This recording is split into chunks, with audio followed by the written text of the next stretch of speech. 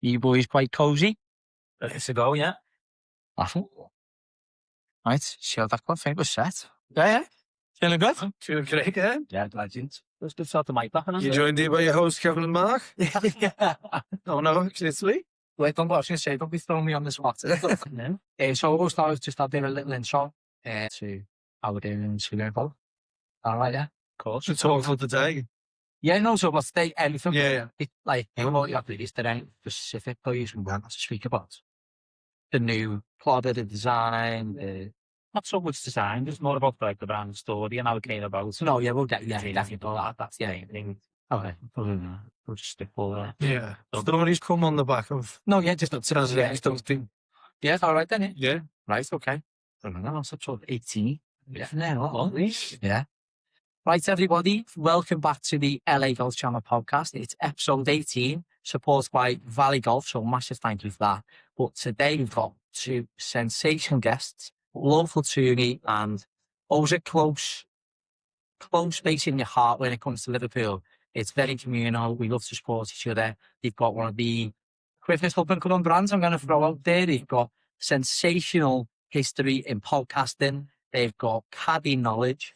They've got Myers-Go experience. These boys have pretty much done everything in golf, and they've done it well. So if nothing else, make sure you check out the club for that. But we've got Kev and we've got Mark from Apeiron. Yep. How are we doing, boys? Very good, yeah. That's a good intro. Yeah. But I'm just going to check. We did do this earlier. There's always a debate of how we say Apeiron. Yeah. That's all right. That's Apeiron. Yeah, what we always say to people is think of it as you're appearing on time. okay. So Apeiron. Yeah, that used to be our tagline, appear on point with Apeiron. Okay, nice. But then we changed it to greatness in motion. I'll do it. Just read this thing, I want it being three, like just to it. You know, them sorts of things. So Yeah. greatness in motion just come in there. Yeah, nice. So, to be fair, greatness came in many emotions today. Yeah. It did. It did and it didn't. It did for my goals.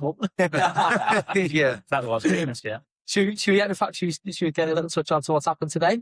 Good. Yeah. So massive thank you for today. No, it's boss. Really excited for what you're about to bring out over the next few weeks and months. Days, hopefully. Oh, really? Is it going to be like the first one's dropping pretty soon? Yeah. Yeah, so we're hoping to get one out this week and then keep it going weekly then. Yeah. So this is going to be the return of the Aperion Clubhouse YouTube channel. Yeah. Yeah. Branded, yeah. Well, it was the Bogey Boys, wasn't it? Then from the podcast, and then we've rebranded as the Aperion Clubhouse to keep it on brand. Keep it on brand. Okay. Who are the first guests that we're going to be seeing on the first video? Or is this the break? So yeah, first episode is Break 30, me and Kevin. Yeah. Here at Formula both resort and Spa. We just play off the LOTs and try and break 30 in a better ball scramble. Yeah, he's main job now and you went off the yellows as well. I know. He fights us off the bets.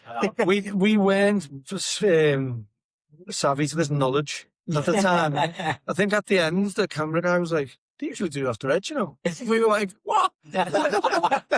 Stitch it right off. Yeah, so we're going to have to crack at that. Yeah, boss.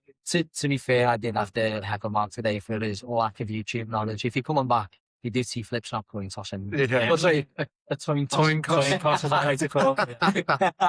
It's getting late in the day, was. He was getting that way too, Bill. But we had a delta that one there. It was good, yeah. Awesome. Yeah, can't wait to see the final edit. Yeah, a lot of fun out there. So It has it all, didn't it? It had a lot. Yeah, it has a lot. I think the worst though, that's just that extra element we needed. Yeah. So it was a better ball scrum play, but with a twist with where's ball making an appearance. Yeah. Better ball scramble and then our little tokens for where's one. Yeah, we're not going to give too much away. No. We're waiting for that to be fair. 100%. You touched on then, there's a rebrand from the Bogey Boys. So I did hint at what you guys have done. How did the podcast? What talked to you about? Oh, There was probably a couple of different versions of it. Like my version of it is, I was sitting in my house one day and Mark rang me and spoke to him for 3 or 4 years. And he was like, I'd seen him like once a year, twice a year. Yeah. And he was like, do you want to have a podcast? So I was like, go ahead. The next day, he was at my house with mics and cameras and lights. And we were up till 2 a.m. trying to like get everything right, maybe. And then That's exactly what it was. Like, I think it was mad. obviously going a bit further back. Me and Kev played golf as juniors growing up together. went to Myerscough College together. Kev was the year above me. And then as we graduated, I went out to America, done a golf scholarship. Kevin done a bit of caddying for this because he was a pro. And then we just sort of both fell off from both. So as a way of trying to get back into the game, I thought it was a good idea. Let's start a podcast and talk about our journey. And then it just went on from there, didn't it? We started the podcast. We branded it Bogey Boys just after starting it. COVID hit. So we were fortunate from a timing perspective in that way because we were able to get some really good guests on who had a lot of time on their hands because nobody could do much in that time. So people were very accepting of the audio as well. Like, whereas now, if we release one of our episodes now, like some of them were like, the audios have been off on it. yeah, Like, there was a bit of time. we just didn't know what we were doing at all. We just thought, set like, you could just do it, but there's a lot more to it than just get on a mic or get on a camera. Yeah, I think now because podcasting's become so big and it's now, a lot of it's now more in tune to video format and video podcasters as such, where we were just strictly audio, weren't we? Just doing them on Zoom calls. But it was a lot of fun, wasn't it? We done last for what? Probably 2.5 years, done it. Yeah. 150 episodes, and obviously that's where the brand that the I think we were closer to 170, mate. Yeah. I think, yeah, I do. honestly, that sounds even Yeah. It's definitely though, even like the progression of it. You just mentioned that nowadays everyone's sort of on video and how they can push as much as possible. Do you think like podcasting's got to a good place, or do you think it's almost gone past that and it is just video? I think it's gone to almost like people's source of every bit of information that they get. Yeah. Like, you listen to like Daddy CEO, or you listen to Joe Rogan, like, you learn more stuff off them two channels in however many hours that they've done than you would learn in your whole school career. Yeah. Just I off think that all different guests. I think that with the video format as well, you're always going to get the audio captured as well. Yeah. So you do get the opportunity to either watch it, or if you're in the car traveling somewhere, you can listen to it. So it does give you the option for both. So it's definitely moved on a lot in the last 6 years since we first started. But It's that too, and it as well, because it's like people's attention spans. Like, you obviously go from like reading a book to listening to the audio, and you could be literally talking about this on the way. Yeah, you can listen to an audio book anywhere, Yeah. or doing other things. Whereas a book, you've got to sit and actually read it. Yeah. Whereas like, you're asking anyone now, have you seen that podcast? Yeah, I've seen the clips. Yeah. And they don't actually have even seen it, but you could probably piece it all together of how many clips get released. It's just like like kind of off topic, but very much in. Have you heard that, like, do you know, like Netflix, when they make a film, they have to plan the film to be second screen viewer, so they know you're going to look at your phone while you're watching. Like, how mad that the people have lost that attention span? It Yeah. doesn't surprise me. I do it though. I do it. I'm watching a program and then I'll just have a little flick through social media. Yeah. I'm just sad right now. I know I do it. Yeah. We all do about me, but it's quite sad, really. Yeah. It's mad that, because I literally watched the documentary. That I asked you why I watched this documentary the other day about The knowledge you've all like popped out today, man. No, I watched this thing about this boy who reckoned that he lived a past life, and I watched it it was on BBC in like the 90s, and I've literally watched the whole thing, and it gets to the end, and like, spoiler alert, he doesn't really, he gets it wrong, but he gets a couple of things right, and it's an all right watch. And I'd literally looked at my girlfriend and I was like, this wouldn't go on today. No, Like, he wouldn't even get the time of day today, because he's essentially got to the end, and he's got a couple of things right. But it was like the fella didn't exist, or like his other mum didn't exist, but the house didn't. It was just like the way the attention spans have changed. People wouldn't accept that. Yeah, they wouldn't have got past 20 minutes. Exactly, yeah. And again, let's say, I can't criticise, I'm the same, but it's kind of where this sport outside, we mentioned before how this sport is so close to life, and probably life skills that you need 100%. The attention span you need out there sometimes, and to be able to switch it on, to be able to turn it off, like, it's actually quite important, isn't it? It's long as well. Yeah, Well, it's like 4 or 5 hours, isn't it? Yeah. Like, it's a long time to be concentrating. Yeah, it's with golf. You've got to switch on and switch off. You're the pros talk about it all the time. Like, switch on when you're in that zone, getting the shot, and then switch off. It just helps you keep more calm while you're on the course. So, yeah, you're constantly, you always say, the mental side of the game is something up, isn't it? I'd definitely going to pick your brains on that a little bit later, actually, because we know your psychology was part of the gym you enjoyed, wasn't it? Yeah. So when I was over in America doing the golf scholarship, yeah, psychology was what we studied. Yeah. We done it through, we done classes through my school as well. And read a lot of books, just something I've always been interested in, yeah. But again, it doesn't just help you in golf, it helps you in everyday life because the way that they create these books and the way that they create the storytelling and the education around it, you can relate it to a lot of different things in life as well as managing business partners and some shoes. Well, exactly. You know, toughest things I've ever done. Page 1, duff chips. It was the first chip I'm just on Matthew where we were trying to fly to. That's really long. Oh, okay. Yeah. Like Bogey Boys though, Bogey Boys. Where did the name come from, Bogey Boys? Do you know what? My cousin Liam, who were caddying for in all Spain and Portugal and things like that, he was just like, I've watched this thing called Jungle Boys, and there was something else, Boys. He's like, anything with boys, we just go and done this. He's like, why don't you call yourself the Bogey Boys? And I was like, so I pitched it to him, and he was like, yeah, I like it. what a thing. But we was relevant as well because like at the time you were playing off 9, Yeah. I was off 5. So When was this?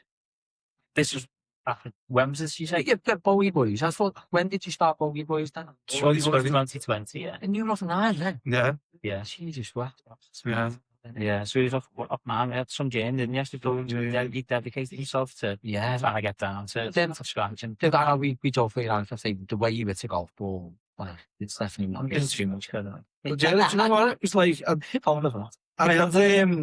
I've got properties and then I had spare time, so I was like, the mortgage rates were quite high, so I thought, like, what can I do? So when I'm seeing this guru fella, and he was like, well, what would you do if you couldn't fail? And I was like, well, be a professional golfer. He's like, well, how much spare time have you got? And he was like, you've got loads of spare time. He's like, start going to the gym, putting, chipping, like do what a professional would do. Yeah. So I just started doing it. I've seen Dave, who's the gentleman or the director of Aperion now. He was doing lessons at the time, seeing Dave probably every other day, wasn't it? Little checkups, little fixes. And then started playing in some bigger comps and getting my handicap down. And then ended up shooting 3 under at Woolton, got down to scratch. Ended up from qualifying, and I was hitting on the back for over qualifying. When we started the podcast, he's like off 9, I'm off 5. I'm thinking, oh, I'm this big superstar, I'm the best golfer on the podcast. And then next week, I'm down to 7 now. And it was getting lower, yeah. And then I'm going up to 6, while he's going down to 4. And then I was just like, this is not good. Yeah, that can't have been a great day to carry in that bag then. Well, he says I ruined it for him, but oh wow, wow, okay. Yeah. It goes level or something through West Lancs. Level 3 12. Level through 12, and then I've hit this drive, and he's like, it's in a little pitch wedge. I'm like, it's a 450-10. He's like, no, I'm a little pitch wedge. I'm like, I don't feel comfortable. Anyway, I've snapped up to the left. So let's paint the picture of the whole. Okay, yeah, let's get into this because it was windy-ish, wasn't it? And on it's 13th hole, isn't it? Yeah. So on the 13th hole on West Lancs, that doing it everywhere. Yeah. And then on the right-hand side, you've got a big bank. On the left-hand side, it goes right down. The green's in the middle. It's got a big hollow shore. So my thought process was, what you want to do is play a little knockdown pitch, and keep it under the wind, keep it right-hand side. Yeah. And then if you pull it, middle of the green. He's just being like, I don't like this shot. I want it to 4. And I was like, no, trust me, it's fine. And next thing, he just smack ups it, miss it to left. Yeah. Didn't go from down, made a bogey, was it? No, it's good. Didn't dusty. Oh, yeah. And then didn't get up and down. Then I'm not even speaking to him next tee. So Just took me driver, whacked it, chipped it over, chipped a duff to chips to my feet. And then bogeyed the next. So it was like a 7-8 over as well. And then part the last 3. And at the end, he looked at me and went, they played you back there, did you? He was like, you just had a bad hour. Oh, it was a good little experience, wasn't it? It was great, yeah, it was great. I mean, we were unfortunate at the time because of the restrictions and stuff. They don't allow spectators, and I don't know if you've been to Oval finals at West Lancs, but it's an unbelievable day. The amount of people that turn up and watch, especially in recent years with I like to say Sergio Garcia and that being in attendance, but we didn't have that. Well, I've hit it right at the bell on 9. Like a power. So you can do 4 way. Yeah. 6 I was. It was up the very back, yeah. But no, that was a good little journey, wasn't it? Getting again, talking about golf being a sort of metaphor for life. If you can make it through that hour, yeah, do all right as a yeah. It was definitely a building. I didn't come last. which was like an half. There was loads of professionals in the field, so like crack on for me, yeah. But so you got to final ball as well. No, just is that where regional started at West Lancs? That year, they had to have regionals, and finals because of all, just because of the restrictions that were going on in the world. Right. And they had to change the way they done things. On the points, it's about effort. Shit down. It's mad, like, because I've literally been trying my hardest to get down, and now I'm like, I don't really care. So I'm just like trying to get back on it now. It was like, I'm not, I can't play. I'm playing so many 2-from-4s, and there's no scores going in. So I'm like, me four, I'm 14 good holes, but I've got 4 that could be potential doubles. But then when you're playing 2-from-4, they don't matter, do they? Because you're just playing. So I want to play a few proper medals and like try and see exactly where I'm at, and that's gonna take me up a little bit. So that's my plan. Just assume he's going to use 85 every time. It just seems to be it's suspect when you're going round and then every hole, every team said 8. Like it's good to see, like, just going back to Bogey Boys for a sec. It's good to see that someone can find a mate, have a laugh with it, and get to north of 150 podcast likes. But where does it go to? So obviously, the reason why the podcast isn't going, it's a bit of a shame. But where you flip that and the positivity you have is where it's positive to take it to clothing. Was that just the next step straight away? Was there something in the middle of before Apeiron? Well, I think the idea behind the podcast was, one, mainly to get us back into the game and sort of force us to watch the golf and play a bit more and try and find that love for the game that we used to have. But I think as a junior golfer, trying to make it as a pro, saying that Kev going to college and stuff, when we were going through those early years in golf, we didn't really have any case studies to look back on to think, how do you do it? What's the right pathway to go? So yeah, this idea of doing the professional route golf series on the podcast, where we would get professionals from all different levels to come onto the podcast and interview them and just run right through their journey. So when did we start playing? How did the amateur career go? What was that transition like from amateur to professional? How did the professional career go? And just understand, like, what things they done well, what mistakes they made, so that the younger generation coming up through have got something to maybe listen back to take the best pieces of everything to see, like, this is the perfect route to go down, whether that means going to America, doing a scholarship, staying here, grinding on the tours, whatever that might be, getting a full team around you, getting a certain ages, whatever it could be. There was loads of different stories that we had on the podcast, and the more we were listening to these stories and understanding the industry a bit more from their words, we just thought, you know what, there's a sort of space in the market here for us to bring out a brand that aligns to that type of player. So that's where. Well, just thinking there about the middle ground. The middle ground between Bogey Boys and Apeiron was going to be podcast merch. Oh, really? So we were going to do, like, we would get like Bogey Boys, like mugs or cut or whatever, because we started like a Apeiron, like all these different channels, tried everything to see what we could do. And then we thought, like, would you wear like a podcast polo? Like, we need to make it sit on its own. Yeah. And then obviously that's when we went into Apeiron. But going back to the professional route, when we got bigger guests, we used to sort of say to them, look, anyone can read your Wikipedia and find out you're number 4 in the world, you've done this, you've done that. We want to know, like, what not to do. Like, tell us, like, what you've done bad or wrong, or what you do differently, sort of things. So then we can show the next generation coming through that, they got to this level and these are the mistakes they made, and we'll try not to make these. Yeah. So that was one of the, I've played on sparring one or some of that. Yeah, and it comes from our own passions. Like I said, it was like, we tried that route, it didn't work out for us on different pathways. So we got our personal shit, and it's good. It was just good to listen to the stories of people who've actually got past to where we got to and went and turned professional. Worked out for some, didn't work out for others, but why was that?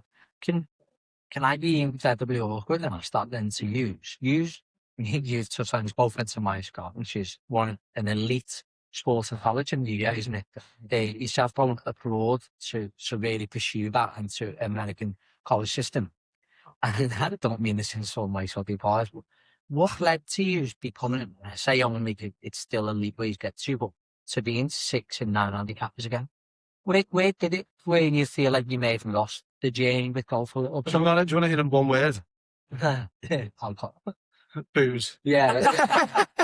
I think it was literally just growing up and just not playing. Like, you've got to remember, when we were younger, and both of us, growing up, you're playing alongside players who, like, have now gone on to be really good golfers, like on the top level tours, and lads who I've got to certain levels and not. So I was playing with lads who were playing at like +3, +4, +5, and they were sort of bringing my game up, but I was never at that level. Right.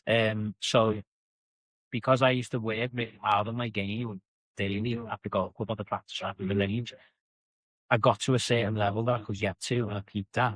But then as soon as that hard work starts and the risk grind start, the negative foot start, then you quite easily fall back into sort of survival mode when you're on the golf course. And that survival mode led to me shooting from shooting like low to mid 70s every week to then shooting 80, 85 every week, because you've got that loose off tee or the duff chip like we've seen today. You know what I mean? There's a lot of different things that you wouldn't normally make. You wouldn't make those mistakes. And we were fortunate in a sense, because when we were kids, you know, in the summer, we should golf every day for 8, 9, 10 hours. You know what I mean? It was hard for us to do as golfers, because that's all. We were tunnel vision. It's like we want to be pros, all of us. Yeah. And we were like sort of building each other up. You'd make there'd be like 8 to 9 years on the job. You get out what you put in, don't you? That's the motto of it all. Yeah. Yeah. So, but then I was just thinking about it, but I said, like, booze there, like, so Milestone, you go to it, and like, when we've done an episode with Paul Kinnear, he was like, oh, we used to give each other stick, and if we didn't go to the range, if we got up, we practiced, and we're on the putting green. But I was like, there was a pub on site. Do you know what I mean? Like, we used to tell people who went to range. Yeah. Like, it was a bad year, wasn't it? Bad, like, well, my year was anyway, like, got in with, like, all, like, scousers all having a laugh, you're away, you're living away from home. And then... It's just a generation, I guess, that though, isn't it? Like, I still have reference Paul O'Connor, mutual friends was all, Kitty knows him. Went to his wedding, tried to give him a shot, I'm trying to force him, he's like, no, like, can you say no to a shot? Like, when we were growing up, I couldn't say no. No. Yeah. And it is that, but would you say that booze was a positive factor to the distraction? It's not actually the problem, it was just a distraction. Well, I was never really amazing when I was younger, but I just know that, like, there being a pub on site on the intro, it's closed down now. Has it? And like, they'll probably start seeing better golfers come out of there. Because like, you're 17, 18, you're living on site around your mates. Like, there's a pub there, like, and it's cheap. Yeah. It's mental when you actually think about it. What's it even doing there? Like, it's like meant to be a sports college. It's when closing high school balls, it's closed. It's my school. It's building it on the actual, like, it's like, really? It's like the bar there. Yeah. Oh, wow. It's called the Stumble Inn. I love it. But yeah, like the change in people's come out. Yeah. They've got to go further the field. It is about discipline, isn't it? Because Of course. always say no to things, aren't you? Yeah, there's a difference. Probably, it's funny that this generation probably suffers with resilience, but they also have this self-belief that's in them in a completely different way. That, no, I'll go to the gym and I don't care what you have to say, or I will say none to a bevy and I don't care. But it's funny that that's where, like, generation gets to, isn't it? Well, again, it's like, we used to listen to, like, you say, listen to your elders, or you'll see someone on telly, or there's like minimal influence. But whereas nowadays, like, social media, you can follow 20 gym pages. As soon as you look at a few, you're getting loads, and you're inspired to go to the gym, or you're inspired to not drink, or whatever. Obviously, you can have a negative effect as well on the other side, but you're just constantly, like, getting filled with, like, you see, you don't want to go to the gym, and you look and someone's like, you got to wake up at 6 a.m, man. You got to, and you're like, oh my God, so I have you. Who's going to carry the ball? Who's not going to vote? Exactly that. Yeah. You know what I mean? No, it's a good message. It's nice throwback just to go back to your topic of the pod. And you mentioned you had some big names as well. Yes, you did, yeah. Anyone stand up for you? We have loads, yeah. I mean, episode 11, Charlie, that's between me. Yeah, Charlie, but one. Sorry, that's episode 11. That's pretty early. How do you get somebody like Charlie?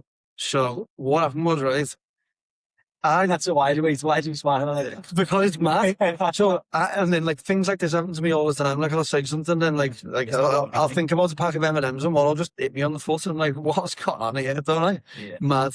He calls it that mindfuck thing you do.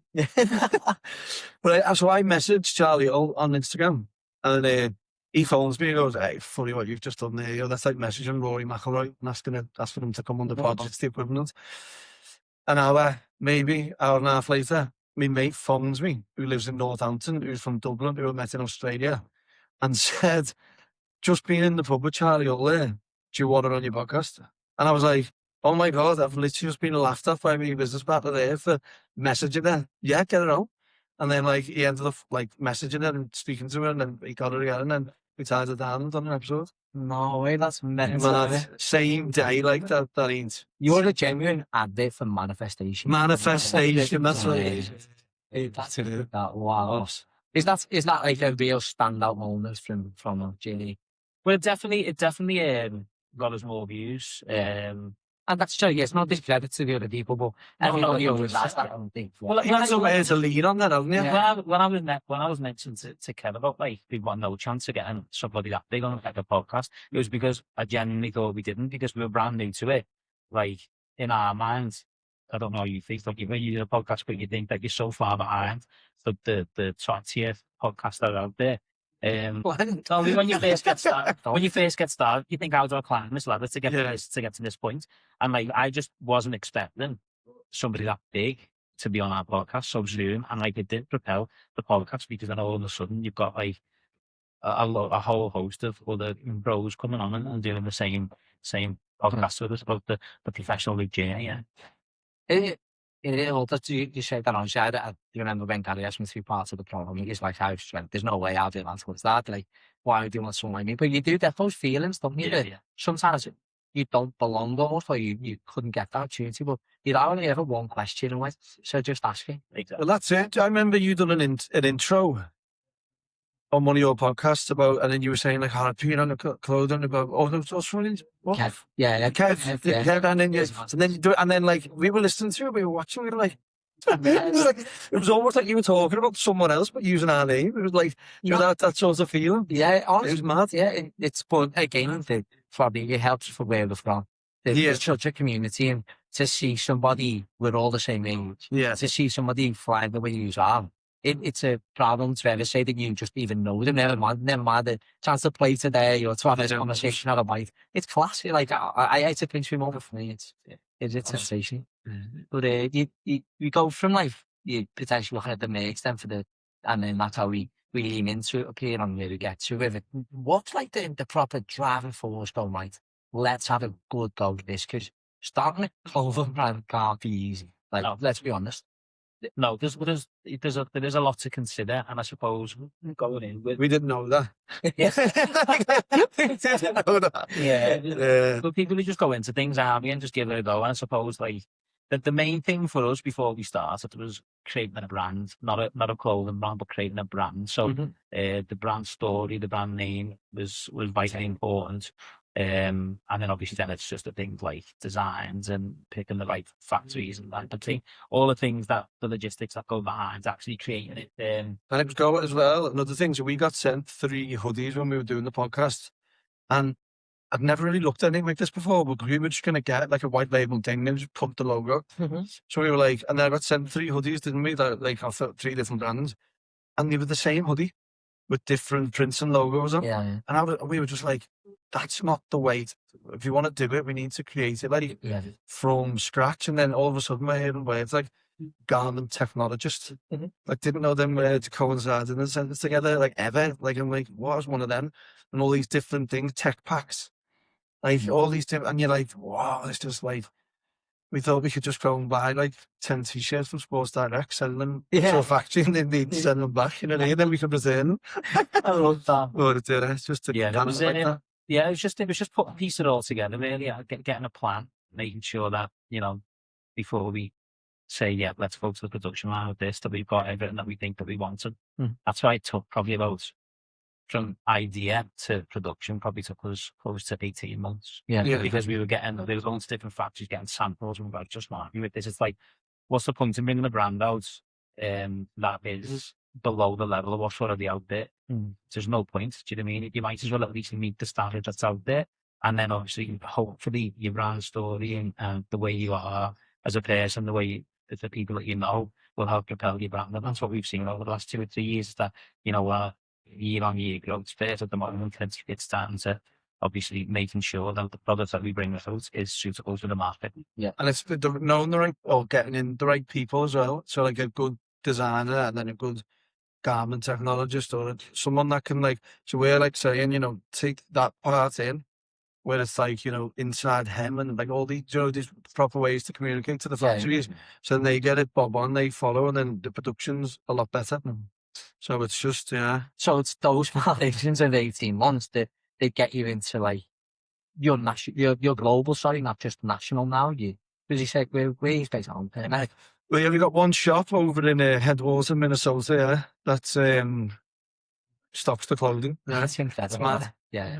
Yeah. Could you generally, if you like, sometimes hold on, and we'll talk about your manifestations, but if you go back 3-4 years and go, we'll be in America, was that on the cards at that point? We spoke about this earlier, didn't we? It's like if we go back 3 or 4 years now and look what it takes to get to where we are now, the work that goes into it, we'd probably just be like, I'm going to start this. But it's like because you're on the journey as you're going, it's like, and because we're enjoying the journey so much, it doesn't feel like a job. Do you know what I mean? It just feels like, and especially when you get feedback off people and people that like appreciate what you're doing, like that means more than selling poles sometimes. You know what I mean?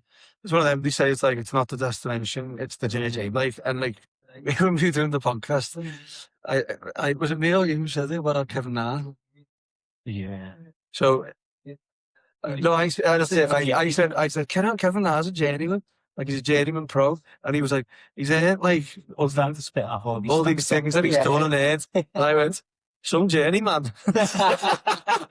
So we always say to each other, like, we'll do something like a something mad will happen or someone mad will message or whatever, and then he always go, some journeyman. And we'll look back at old photos where we're like, some journeyman. Oh, it's funny, isn't it? I bet that's if there's one thing he's going to look out, it's a hell of a lot of laughter lines, isn't it? Oh, yeah. It's going to be. If it all stopped today, I'd say it was a great business, like successful and like happy, and we've done loads.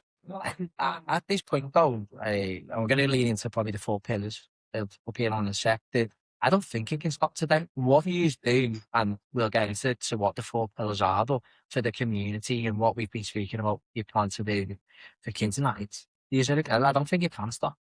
No, we don't plan to. You know, no, it wouldn't even let it. Like, I don't think it could. Yeah, exactly. The ball's rolling, it's down the hill now, it's going to keep going. Well, that's it. All we can do is look back. How did we do last year? Have we done better this year? Yeah, we have. Do you know, and that's just, for us, we just need to keep, like, hitting those targets, and eventually, you know, hopefully one day we'll be as big as the biggest brands out there. That's the target, that's the goal. So, but yeah, like you mentioned there, the pillars are sort of have come to life off the back of everything that sort of we do. So the community side and trying to get golf into schools and community groups and things like that. That was all because when I was growing up, we'd be growing up playing golf.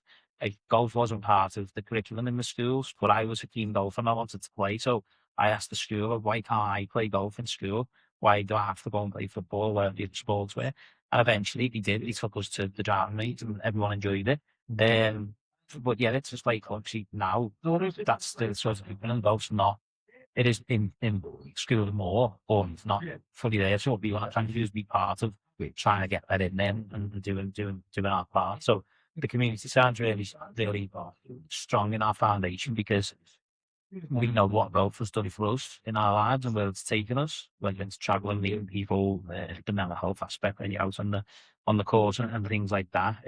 So if we give other people who may not ordinarily play golf the opportunity to enter the sport, then we'll do everything we can to do that.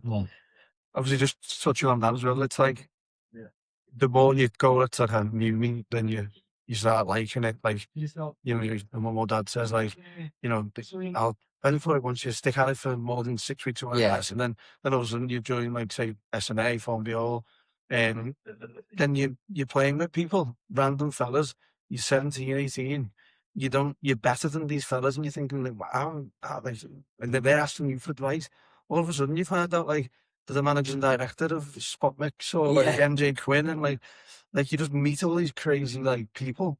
And then all of a sudden we went to the city game on Monday, and we were sitting in a fella's box who's a member here, and you're just like, golf brought this moment on. Yeah. Do you know what I mean? Like, if we didn't join Funville, wouldn't have met him.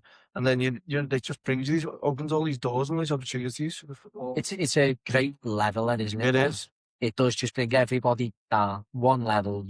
Nothing matters, because your knowledge, ability of anything else means nothing on a golf course. No. It's you're humbled very quickly. Yeah. And you've got 4.5, 5 hours with 3 people. Yeah. So if you know that you get to know them personally and you get to know you, once you play one round of golf with someone, if you have a half a connection, you make it. Yeah. Like it's just Well, what it's the happens. power of the sport. Like it's the power of the sport, because if you trap 2 people in a room for long enough, like a man and woman, they're gonna fall in love. It's hard to pretend to be somebody on a golf course, isn't it? Like you could have sat for food and you might go at the end of the day, oh, he's not a bad lad there. You go out on a golf course for 5 hours and you see him an absolute weapon, and you can't hide from that out there. And your natural response to something about how you communicate with somebody when they're struggling, Yeah. and like really we've had a laugh from that, but you get a true understanding of what somebody is actually going to be like as best. And how you handle things as well, like a bit of pressure or a bit of like it's. Oh, easy you can get in someone's head, you know. I told you, it's like the first day, it's a wet paper bag between everything. There's not much older together. But yeah, as you say, leveler and just connections and everything about golf is just why you want to get younger people playing the games. That's why we want to work with the community groups, we'll go into the schools and like grow the grassroots of the game. Without getting too deep on the game, we spoke about kids early and attention span and stuff. There's also a conversation on communication skills. Mhm. A lot of people are in phones now. They are maybe playing games, which I'm not against, but like you have to manage both. Golf, when you're out there for 4 hours speaking to somebody, you sat in the clubhouse, you're hearing fellas give each other a bit of grief. Your communication skills are better, aren't they? It's probably why we're so successful within what we're doing. Most businesses would probably not be to the position you're in so quickly. And it's like that, it's the communication skills, the people you are. They've probably picked up around golf, isn't it? 100%. Yeah. I think I think that's right. You know, you do, like what Kev said before, obviously growing up playing junior golf, when you get to a decent level, you do get to play in like the other competitions. You do meet the whole host of different people from different backgrounds and different levels of businesses, and you learn so much from them at a young age, and you sort of do mature quicker. Yeah. I think. Yeah. But even like when you played our golf day and you're playing with like a professional footy player, Yeah. but then as you say, you're getting so look, I haven't stopped to play that much, but you play with professional footy players that have played like at elite levels the whole life at one sport, and then they try that sport and you're better than them. Yeah. So it's like Yeah. do you know what I mean? No, 100%. And again, probably going back to that level of the game, communicating with them. You put me near Ricky Lambert's in the pub.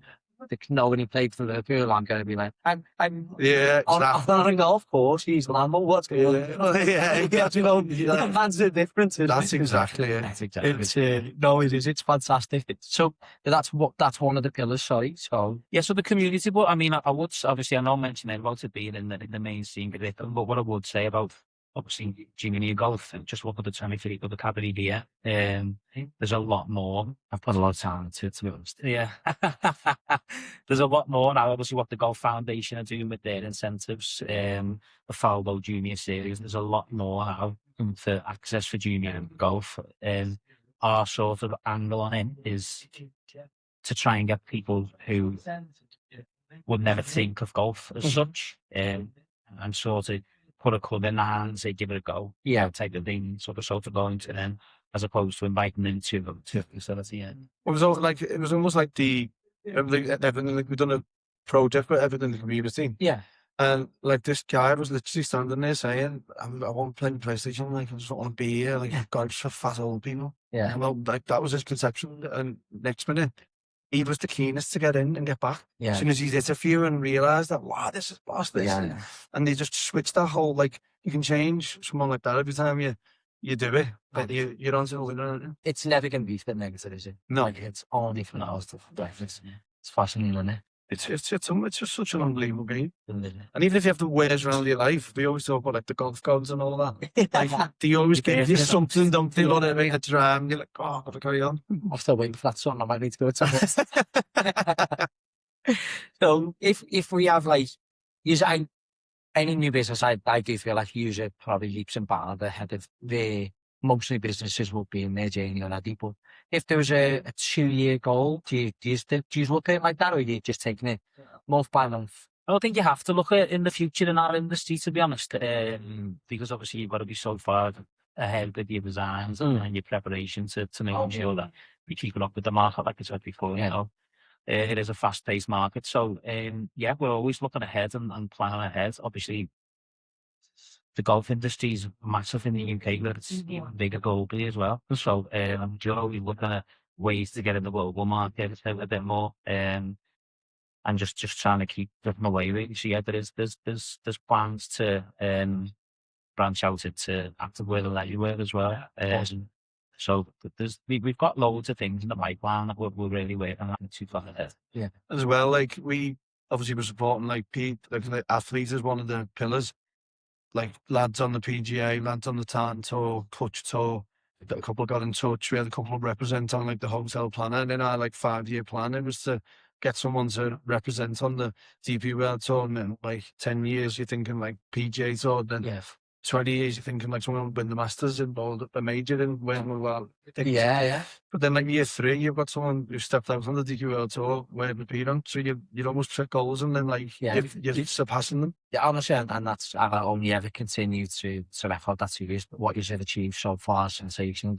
It's exciting to see what it will be, not if like when. That's the point of it. It's going to be pretty well done. And then like look at America there. We're in like a small town in the I don't know, in Minnesota somewhere. Where'd that come from? That's class, isn't it? So do you know another? This is so. I was in Portugal, right, on like a golfing days trip, and one of the athletes, Adam Chapman, was in St Andrews and met this random American guy at the bar and was like, "Do you want to, if we play tomorrow, there's a tea time." This guy's turned up. Anyway, got friends, as you say, golf. You may play golf once, your friends for life. He got a group of his friends and played the golfing days thing in Kinta. So I was sitting there and like met them all. I was playing on a different team, and I'm like, "What's happening, boys?" Blah blah. He's like, "Oh, I'm the GM at Headwater Golf Course." Blah blah. And I was like, "Oh, nice, mate." Anyway, just drinking, I'm playing golf, having a laugh. Didn't approach him once. And after like day 3, I thought, you know what? Forget it. I'm on my own. I'm gonna hit him with like stuff in the clothing in his shop. Went down, it was just him in the bar, and I was like, "Oh, baby, this like, oh, Ted, do you want a beer?" And he's like, yeah. So we sat down, and before I'd even sat down, he's like, "How do I get your stuff in my shop, mate?" And I was like, "What?" I said, "I've been waiting to ask you that." And he literally was like, "Yeah, let's get it done. Let's get it." So like, Manifestation. Honestly, you're like the advert. Wow, that is after he received. To be fair, Asp's at the end for you at the minute. Yeah. That's just ask for more. Like this rentals. Yeah, no, that's incredible, isn't it? It was boss, yeah. Like we kept the relationship up, and then he's put another order in this year as well. So interesting one. There's when you start dressing for Americans, does the design have to change at all, or have they bought into the Apeiron look and aesthetic? Yeah, I think it's just because you just have to pick with what we've got, really. Yeah. But that's working, and that's like. I think as well, because obviously they've only got so much golf time. Minnesota is under ice. Oh, right. Yeah, it's quite snowy. So I think like everyone's just chomping at the bit. They love it, and then they've seen something brand new, and it's worked well. Right. So it's class. Well, that's what I think. So actually, that's just in my head. I'm literally going to be planning a trip there now. Yeah, that'd be class. Who close of you signs off the designs, which use the fashionista out to use? So we have a lot of back and forth, don't we? I always thought we're similar in some ways, but we are totally different in other ways. So if we generally have our colour designs, which are both flexible, but it's more when you start picking colours and how the colours contrast with each other. We have a few disagreements with, but we have a really good designers who are brilliant at what they do, putting things together for us. We obviously give them a design, what we're thinking based on the knowledge in the industry. They go away, they look at the colours that are going to be trending. Yeah. And then they'll come back to us with some ideas. have a discussion, go back, make some edits, and then generally we sort of, it doesn't take a lot, does it? It's very much like the way the brand name came about. We're just literally looking at a logo and ping any ideas, and you just sort of suddenly just sell. Yeah. You know what I mean? There's not like When there's never never. you go, yeah, that's got it here because it's just That's You'll sort of like, if he doesn't like something, I don't like something, it'll be like, well, why? Do you mean what's your reason? yeah, And back it's like, is that a justifiable reason the way you dislike it for my reason for liking it? And then we'll just like agree to disagree on some things, and we'll just go with it and just be like, well, that doesn't say that's your fault. yeah. But generally decisions get made pretty quick. I think you've got to be like that. And I guess because you have a different taste, that's almost a strength as well. Because if you both like the same stuff, like there's another person out there that doesn't like everything that is software. Taking us out, like every time you see me and Mark, we're in black or blue. Like that was it, and then we had to branch out to purple, but like we're in black or blue just in general life. So then our first drop was like black polo, blue polo, black hoodie, blue mid layer, black caps, blue caps. Yeah. So like you're there, and then someone was like, "We girlfriend actually," she was like, "You've literally just bought all the colour you like." Yeah. We were like, "Oh yeah, shit, we have to get some reds in that." Yeah. So started moving on to like the colours and all the different things. It like literally just falls into sort of that works. And then like if he says I don't like it, then I change it, and we go, "Oh, that sounds as well." Yeah. You know what I mean? That's it. We always say, for as long as we've got, like, you can't just say, we have this thing, you can't just turn around and say, I don't like that. Yeah. Like, there's got to be a reason why you don't like it, especially if we both don't like it, then it's fair enough, it just goes. But then it's like, well, why don't you like it? And I like it for this reason. It doesn't take long. There was one of them, no. Right, so he just designed this polo. I don't know how he did it. Do you know exactly which one this is? And then he like it had loads of I think it roses. works. It had loads of roses across the middle and like a band and the thing, yo. And I was like, mate, that's the worst stuff I've ever seen. And then he's like, no, it's boss, it's good. It's good. And I was Like a like, sample ever come over? yeah, I've got it. I'll show you. Oh, I need to see. And I was like, would you wear it? He's like, nah, but like there's loads of people in golf that would. Right, I'm going to throw this out there. I want florals on there for some reason. It's not for me. This is pre that. All right, so This isn't floral. This is like this. Right, you put a break. Moment thinking you've got to be ahead. by the time this video goes out, this pit polo will be on the screen. Right, okay. You'll get it on. We've still got the sample. We've still got it. I made him get a sample. I can't remember. I mean, probably. Obviously, I'm still at it. I wasn't wearing it. Yeah, no, but yeah, there's been a. I think it's like what Kev said before. There's like me and Kev can say like, and that's why you rely so much on your design team, because they've got access to like the trends and the different systems and stuff that can sort of take your bias out of it as such. So it's there's been times where we've just said to designers, "Oh wait, and just bring something back," and like we've actually gone to production with that polo. All right, Yeah, this one, yeah. Relying on other people's knowledge is like, because they've been there, they've done it. Of course, yeah. Remember, like another good funny story like this one, the manifesto, right? So Mark was like, we need someone, we just need a fabric expert. We need a fabric expert, like just gonna just be able to think and do things with the fabrics and know things. So this guy was like doing a bit of tiling in man, and I was like, I'm looking for a fabric expert. And he's like, I've just tiled some fellas out there that worked for Adidas for 35 years last week. I was like, where's he live? He's like, on the roundabout there, literally like 200 yards from my house. So I was like, my dad met him. I went for like a drink with him, and he was like, I love you. So for meet Mark, and I'm like, work for you for free for 6 months. Take question. So then I was like, Mark, you need to impress this guy, he's a legend and that. And then, he worked, but he was in the shoe industry with Adidas. Yeah. And he like worked every year. He just knew the loads of stuff, didn't he? Like, he's like, what gauge is this? I'm like, gauge? Gauge, yeah. Like, what denier? I'm like, yeah. I haven't heard that word. He's very technical. And then he literally looked at us and was like, how you two have got this far with this mountain that you don't know. It is unbelievable. He said, let me help you. And show us loads of it. He's got a genie and all. You just keep doing Yeah. That's mad though, isn't it? It was mad. Can we Still friends with him now. just pause on that? How good are they, that shoes right now? Unbelievable. They are so Yeah. we were like today. I have to say Adidas because I have to say Aperion. Like it's Adidas. Yeah. Hard to say. How good was the other shoes, wasn't Yeah. They're so comfy, aren't they? Yeah. Yeah. The ones you had last year, did I got on top fasciitis? Nobody get those, Nicholas. to those golf You've shoes. never away before. Something you can big toe there, isn't it? What? No, It is. The bottom of your foot. Yeah. Yeah. I know it's from the bottom, but I didn't know where to. So it's a lack of stretch in your big toe. Because then you get them shoes that are like gloves with the fingers. Yeah, They yeah. fix it. Yeah, I've got a pair of them. Yeah. Ones. Can imagine that in our area. It did not go back. Yeah. That's what you're meant to do. I think it's the number one shoe or Jimmy. It's Probably not. 16. Yeah. And the smarts as well. Yeah, They look yeah, boss, they look don't boss, they? yeah. Yeah. Nothing better than the black ones with some white socks. Yeah. Yeah. And drain pipes. So let's talk about your golf for a sec. Do we have to? Yeah, no, we're not going. Let's have a chat on that. So, do you play in still compete? Do you get involved in golf? We obviously, because of the brand, we get invited to a lot of events. So like Kev was saying, we do a lot of 2 from 4 team events. Mhm.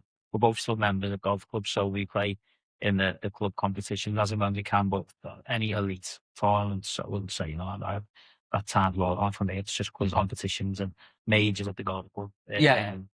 Where I can, and then just playing a lot of team stuff like that. Yeah. It's hard, and then like want to say like both being off like single figures low, but you've got to shoot 3-4 under, and you still get beat by 6. Yeah.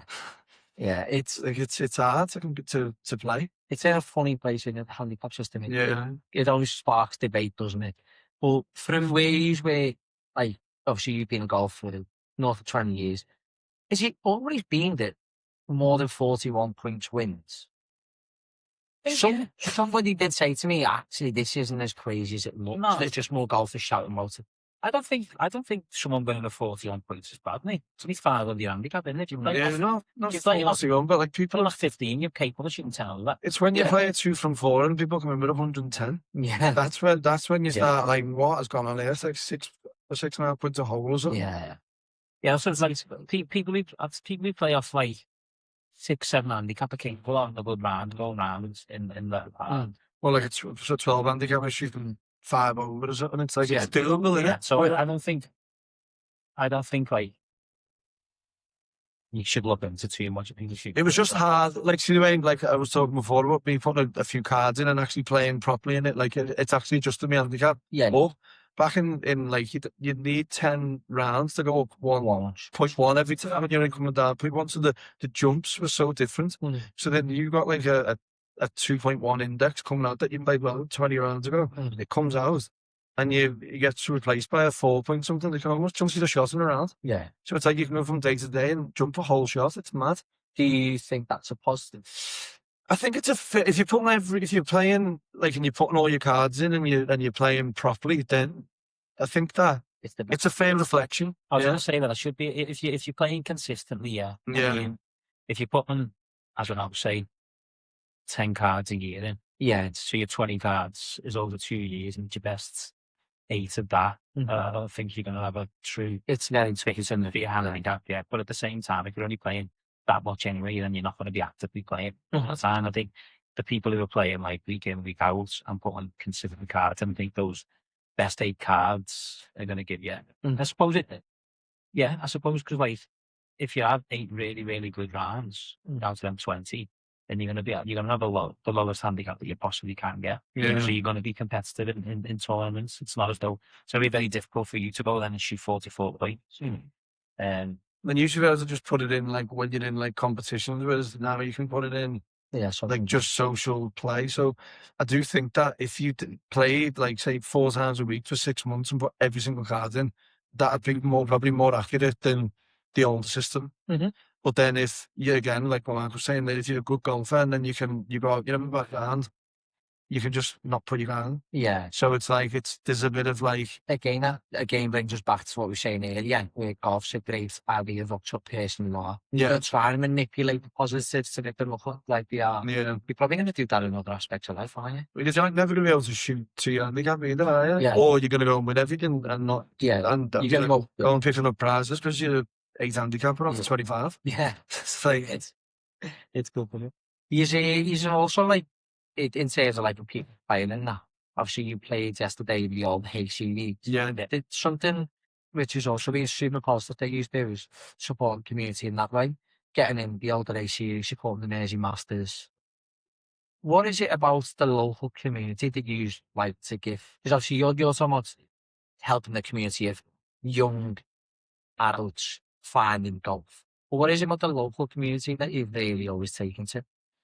I just think it's, you know, it's one of them things you can't say yet to everybody, can you? So, you know, it's about just, because when we were first starting, we were with the podcast, whether it was the podcast or whatever, with the cover band, we were in the same position. We were reaching out, and you know, sometimes we get ignored, sometimes we get no's, or sometimes we get people who are happy to help. So we just, it's the same for us. You know what I mean? We don't ignore anybody, but sometimes we have to say no to people. Sometimes we say yes to people, and it just all depends on what it is, if the timing's right, and what the requirements and what they're expecting from us, as well. That's all that we take into account. The All the Him series, no brainer for us. You know, but that's obviously giving back to a great cause. So and amazing master as well. We met Kev, Kev's a big guy, so you know, it was easy for us to say yeah to Kevin, just give him a bit of support with some vouchers. But for his event, again, he's getting staff. He's passionate about what he's trying to do with his tournament. So if we can support him, we will. As well, it's a double thing as well. So, like you say, like people from Liverpool look after your own, like going on this podcast or doing the local things with Kevin. And Was this a pity pod, was it? no, it's like you've got it. You've got it. Yeah, it was. Yeah. No, but supporting like people that like grow, like to your audience. If you don't know if you look at the analytics, but if the 70% Liverpool or wherever they are, so I was looking at it like, so there's people in America that know about us, but then there's people in Crosby that don't. Yeah. So you're like, right, so how do we get more exposure in the city first? Never mind branching out across the world. There's like, I mean, 1 million odd people in Liverpool. Yeah. So like, let's try and do as many local things as we can, support as many good causes, like Mark said, and then on the back of that, they might see us and be like, oh, they're local, I'll buy golf club from them, and so hopefully that spiral and it helps. And a high tide raises all ships. That is true. It's the beauty of golf, that, to be fair, as well. Yeah. That is the case for all. Everybody can compete whatever they want, but you can have, and I'm sure we've been guilty of, 100 golf polos. You can have 5 sets of irons. There's no detriment in golf for sharing love. You don't need to be tied to one brother. I'm not saying anyone who's truly supporting a beer, I'm not saying go buy everything, but Get that too. but you can actually support like multiple people. Yeah, of course, yeah. And if it can be local, it's a great place to start. That's it, yeah. Why not see local people with? Exactly. Yeah, that's good. Can we? We'll probably look to wind down now. And you know, I like to end the pod with something. We're gonna get against the grain. We've had plenty of times where we think about what's a hot tip in golf. Maybe not everybody's going to be with. If you'd have an easy go-to on this. I've got like, it's not easy, we've got to go to. Oh, go on. So when me and Mark were doing the podcast, like we used to look at the rules and different things, and I was like, we shouldn't be playing the same rules as professionals. Oh. At all. Well, imagine going for a game of 5-a-side and you've got a VAR telling you that you're offside, or you're playing with your mates and there's Hawkeye going, that was out.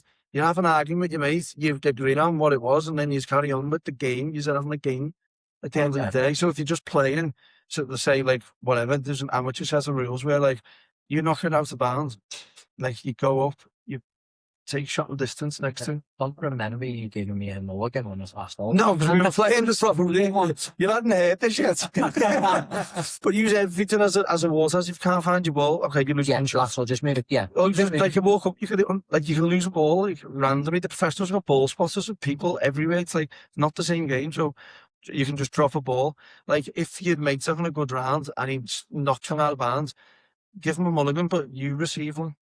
Yeah. So, like, then all these little adaptations that are like, it's hard enough, innit? Standing behind someone while they're hitting a putt because you're on the same line. It's like, it's not allowed to do, or lining people up, all these different little things that you're penalised for. It's we shouldn't be doing like that. The amateurs shouldn't be penalised for it because it doesn't mean anything. Yeah. That's what I would say. Yeah, I quite like it. To be fair, using that, you did help with understanding breathing today. Yeah. And it is a perfect example. I'm sure we'll probably get terrified with that online for going, Shouldn't be asking him for help. But ultimately, if you are, I forgot about that. I did tell you, like, you would tell me somebody was going to the door. But if you are around better golfers, you are fine. So just ask them for some advice. If you are, I don't know, there's a putter that you've seen someone using. Can I try that? Yeah. That would be against the rules of golfing. Well, yeah, We've all got I've lost me 9-9 there, and we're playing a competition, and you say, I'll shoot my 9-9. Yeah. Like, there's a penalty. Yeah. Like, come on. Yeah. Come on. Lost me 9-9, mate. It's also 10 degrees stronger. So, Yeah. like, So, yeah. to be fair, I'm not sure that will be a hot take to an upset. I think a lot of people Yeah. will probably see the intelligence in that. There was more, wasn't there? I've ran out of them. I suppose I'd go back to live golf, maybe. Okay. I always think that there should be more team sports in golf. Is this from your American experiences? A bit of everything, really. I just enjoy watching it personally. Mm. I know it might not be everyone else's cup of tea, but I always like the concept of, having the PJ Tour schedule, the DP World Tour schedule, and then having sort of the Champions League team event at the end. Mm-hmm. And obviously when Liv came in and they were doing the team concept, obviously it's done well to do what it's done so far. I always thought that was a good opportunity to sort of, for the tours to come together, to sort of create like a league within a league, and and so they could all play together, obviously. I'd like to echo that. I was always a big fan that the league just became PGA Visitor. I kind of like Yeah. Yeah, do you know, was it last year, Rory Bryce had gone, and it was literally the two stable ends of the, I was like, that's a positive to me. Yeah, we don't see them every week on the PGA, but can I just say that the PGA do that to the DP's World Tour every year? Yeah. They do take the best players every year for money. Like, that's why they're leaving. Like, let's be honest. It can create an excitement. It's just, I guess you'll find what you're looking for. If you're looking for it to be negative, you'll see it negative. But if for it to be positive, you'll... That's it. Just more of like, the PJ Tour as a season, the DP World Tour. Look at the Ryder Cup as well. They have its season, do you know what I mean? And then, like, together through the tours, they create the teams, and there's one big off-season team event, which is like the Champions League of golf. So, imagine getting pig blasted in that team. Lots of them, yeah, no, I like that actually. Yeah. I definitely think there's room for team sport in golf. The way the Ryder Cup is now, Exactly, yeah. it's got to find, you've got to find another way to make it work. Yeah. So, do you think the rest of the world, I know that is done, isn't it, to an extent, but there'll be a point where it is Europe, America, the rest of the world as a three in some way. Do you think that'll be a thing? What was that one that they done with the individual countries over in Dubai? What? used to have the World Cup about The World Cup of golf. years ago, Yeah. I think like in the past, I think like Lee Westwood and Ian Polsey represented England, and we got one play. It was last year, wasn't it? Remember when we were at Abu Dhabi National and it was Stinger? There was a couple of years ago, they were getting ready for it. No? No, Fact check. Yeah. So we used to say every time we get something on the podcast, we just go, fact check. I think if there used to be a World Cup of golf, I think it was part of the European Tour schedule, if I remember rightly. But yeah, I just think, like, obviously not all the time, but like I really enjoyed watching the Europe the other week of Fitzmagic winning that, and the ways he won it. I just think as a change, it's really good to watch team golf. That's why I like watching the live golf as well. Yeah. That's a hot take, just saying like live golf. I don't know. Is it? I think the atmosphere there's brilliant. But what's your thoughts, just dead quick, when we will close on? Fitzpatrick getting his PGA card for 2 years from Europe. Are you pro how that worked? 100%, Yeah. I think so, yeah. I mean, he's, I am pro it. Like, it's great. He's not going to look back. It's amazing. He's also flying since doing so. But I thought sticking with the BP for the year, get in your top 10 spot to go over. I just think he can't really turn down the invitation to the events that he's been asked to do. And he just You're getting a lot of prize for the players. Come for him. He nearly won yesterday, didn't he? No, he's not. I'm not saying that he's good. He doesn't deserve it, or he's not good enough to be there. I'm saying he's getting a lot for one event of winning when your brother's a major champion who's playing with you, who's got. Yeah, it's also not an easy tournament to win. Like in the foursomes, you've both got to play well. Yeah. If one of you are not playing well, you don't compete, simple as that. For me, it's more that he gets a 2-year card, whereas like a Penge, when he did, that's a 1-year Yeah. PJ exemption. For a full year's worth of work. Yeah. Not just That's the only reason I'd say that the fact it's 2 years. Yeah, understand that. But he's proven he deserves to be there. no, He's like beaten Kessel. it's just a lot. Like and that's not down to him. That's down to what they're talking about. So yeah, it's fancy. Yeah, 100%. What's the alternative though? Like not getting nothing. No, like a year or maybe extra points. You can play next year. You can caddy from that. All majors. All majors. Yeah. But Yeah. If it was like Lisa there, if it was all majors and you could play the next week, I don't think many people would say I'm not playing Europe for that. I'll get it. Yeah. No. It's like when you win you come top 10 and then you get the next week and then you progress on. Do you know what I mean? And the points you'll get from majors will get you PJ. Yeah. Anyway, as well. On hot take, obviously someone said Divots at move out and Div as well, haven't they? I think if it's playing up in the fairway, no matter if it's a divot or not. When you say divot, people go, well, what's a divot? It's how long to feed. Just preferred lies in the fairway. Preferred lies in the fairway. Yeah, I don't think that's a bad shout. that was one of my things on the rules. Can I go against that for a sec though? People No. don't fix divots as it is. If you start saying you don't have to play from them, will less people put the divots back? How Did they want people to put divots back these days? It changes, doesn't it? With the sound and the seed and all that. If you sound and seed, it's a little bit guessing, but even now you have to play off the sound and seed, don't you? So, Yeah. do you know what I just worried that there's golf's in a funny place where there's a lot of new golfers. Bunkers aren't right. Pitch marks aren't fixed, divots aren't replaced. Once you start saying you don't have to, will less people then do it? Is that a potential problem? No, you still have to fix it or whatever you can do, but you just don't have to. It's like when you can repair a pitch mark on your line. It doesn't mean that you don't play your own just because you don't have to. You can move it away from the pitch mark. Do you know what I mean? You still in the etiquette of the game. But that's God, million tennis for that. But that's the newer golfer isn't taught that. My first golf clubs I've only been to, I was never taught the basic rules of golf. Another one of my things, one I just remembered. It should like in literal. No, honestly, it's like someone just going to play golf out there is like saying to a new driver, "Yeah, here's the car on the motorway, and you're going 70, crack on." And they're standing, don't know how to use the gears and everything. They're all over the gaff spinning. Yeah. They crash. But out there, people think it's down to just go out and play golf. There shouldn't be a required like ramp into playing golf. You should have to have 6 lessons. You should have to hit X amount of balls, and you should have to know the rules of golf before you enter a golf course. Yeah, that was an ultra. Was it? Yeah. Yeah. In Germany, you have to have 5 lessons. There you go. That's what. Yeah, you get a card to say you're Okay. one golf course. Yeah. A license. Yeah, it is. Yeah, I thought it was one of my golfing license. So there you go. I didn't know that was the thing, but that we said that years ago. It should be a thing and it makes everyone's day more enjoyable. Not only the people that you with, the people behind, and the people behind them. You know, if you're all over the gaff, Yeah. mad. It goes for safety as well. You'd have lost your license today. So on that road, giving it up. Well, on that point, thank you so much.